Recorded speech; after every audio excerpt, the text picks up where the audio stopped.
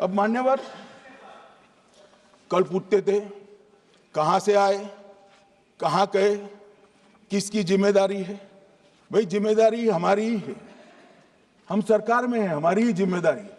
मगर मैं पूछता हूं जब आप सरकार में थे तब क्या क्या हुआ था, इसकी जिम्मेदारी किसकी थी और क्यों निर्वहन नहीं किया, वो भी बाद में पूछूंगा, जरा धीरज से सुनना। मगर मान्यवर मुझे एक बड़ा दुख हुआ, कल इस देश के पूर्व गृह मंत्री चिदंबरम जी ने सवाल उठाया कि क्या प्रूफ है कि ये आतंकवादी पाकिस्तान से आए,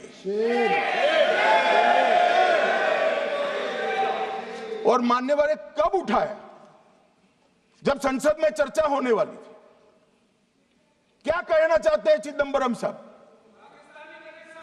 किसको बचाना चाहते हैं, पाकिस्तान को बचाकर आपको क्या मिलेगा।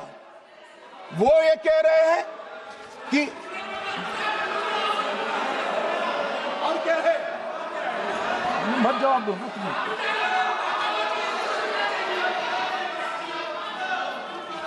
मान्यवर हमारे पास, मैं आज चिदंबरम साहब को कहना चाहता हूं, मैं आज चिदंबरम साहब को आपके माध्यम से कहना चाहता हूं, हमारे पास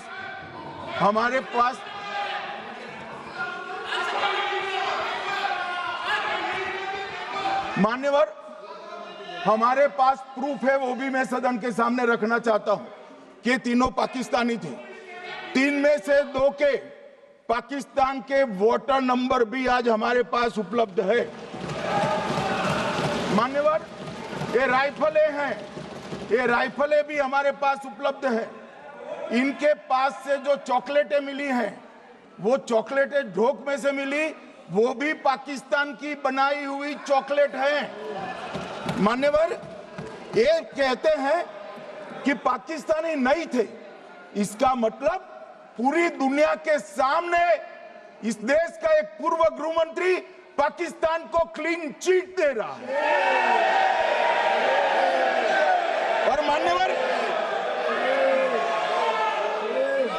मान्यवर वो पाकिस्तानी आतंकवादी नहीं थे, ऐसा बोलकर श्री चिदंबरम अगर पाकिस्तानी आतंकवादी नहीं थे तो पाकिस्तान पर हमला क्यों किया, वो भी सवाल खड़ा कर रहे हैं।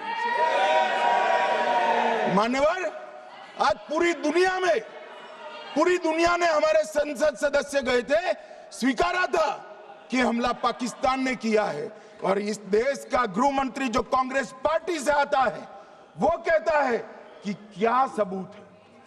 अरे मुझसे मांगते, मैं दे देता, टीवी से मांगते हैं, पूरी दुनिया के सामने उजागर करते हैं, सब सुबह खड़ा करते हैं।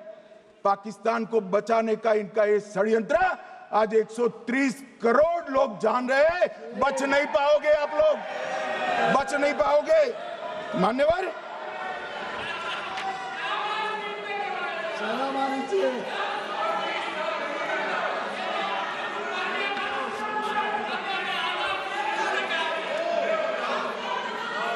मान्यवर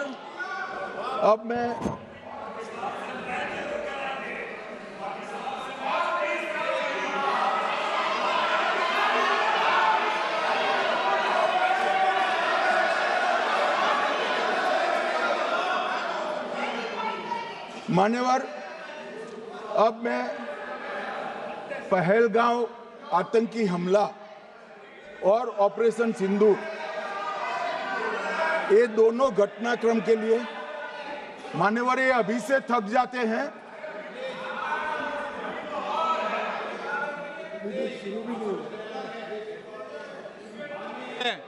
प्लीज बैठिए।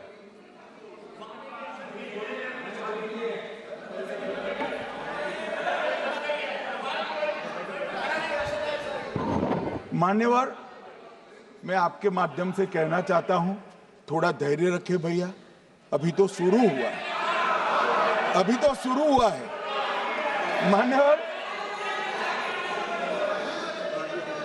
मैं पहलगांव आतंकी हमला और ऑपरेशन सिंदूर के बारे में पूरा घटनाक्रम बताना चाहता हूं। कल ढेर सारे सवाल उठाए। वैसे तो मुझे लगता था कि कल रक्षा मंत्री जी के भाषण के बाद शायद कांग्रेस पार्टी सपोर्ट में भाषण देना शुरू करेगी और अगर थोड़ी बहुत जनता की इच्छा की परख होती तो वो ही करते, मगर नहीं करा, क्योंकि रक्षा मंत्री जी ने बहुत बारीकी से ऑपरेशन सिंदूर की सफलता, इसकी जरूरियात, इसकी प्रासंगिकता और इसके परिणाम, इसके बारे में बहुत अच्छे तरीके से सदन के माध्यम से पूरी देश की जनता के सामने रखा जाए।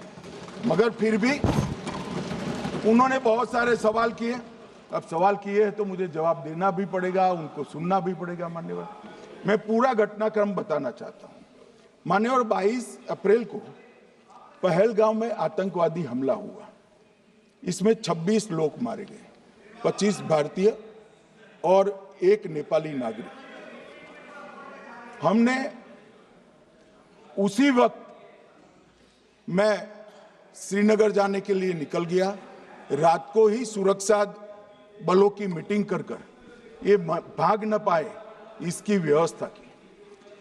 माननीय मोदी जी ने 23 और 30 अप्रैल को सीसीएस की मीटिंग चेयर की। ये कह रहे हैं, मैं आज बताना चाहता हूं कि सीसीएस की 23 अप्रैल की मीटिंग में क्या हुआ। सबसे पहला कांग्रेस पार्टी का ब्लंडर था सिंधु जल संधि, इसको स्थगित करने का काम नरेंद्र मोदी जी ने किया। हमने अटारी के माध्यम से एकीकृत जांच चौकी जो चलती थी उसको बंद कर दिया। पाकिस्तानी नागरिकों के सार्क वीजा को सस्पेंड कर सभी को वापस पाकिस्तान भेजने का काम किया।